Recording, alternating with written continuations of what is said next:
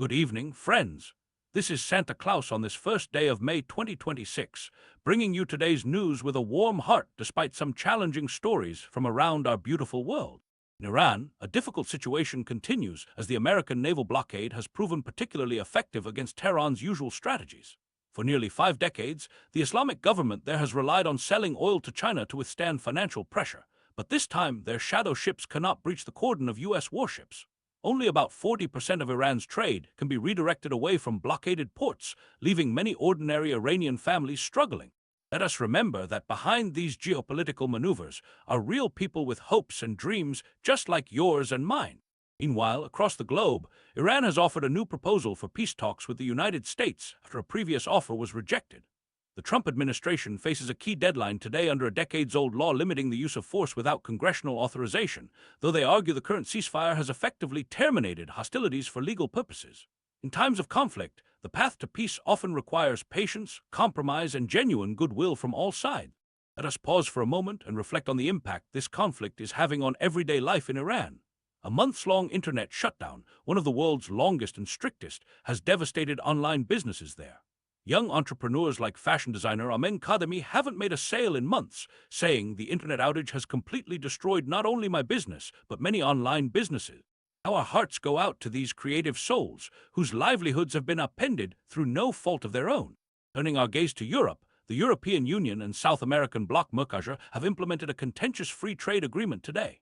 While some nations like Germany and Spain hope this will help offset the blow from U.S. tariffs, others worry about impacts on farmers and the environment.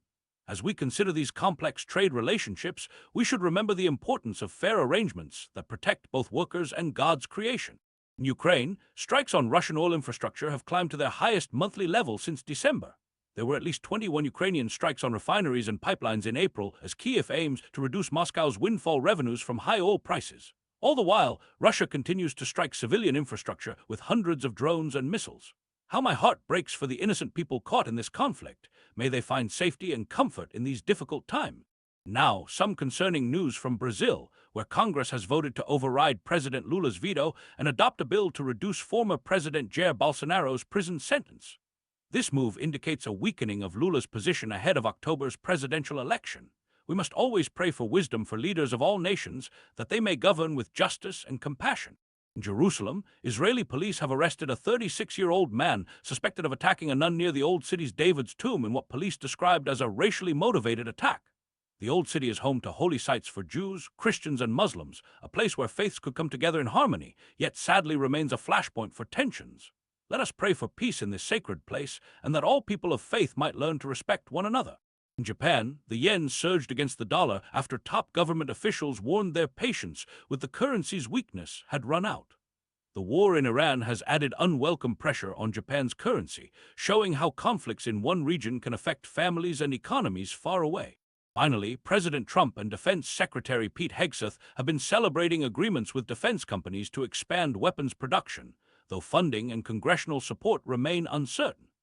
As we reflect on preparations for potential conflicts, let us never forget that true security comes not from weapons, but from understanding, cooperation, and living the golden rule. As we close our broadcast this evening, I'm reminded of a simple truth. In times of division, our greatest strength is found in how we care for one another. Whether across oceans or across the street, may we always look for ways to bring more light, more hope, and more joy to our world. This is Santa Claus wishing you peace in your hearts and goodwill toward all. Until next time, my friends.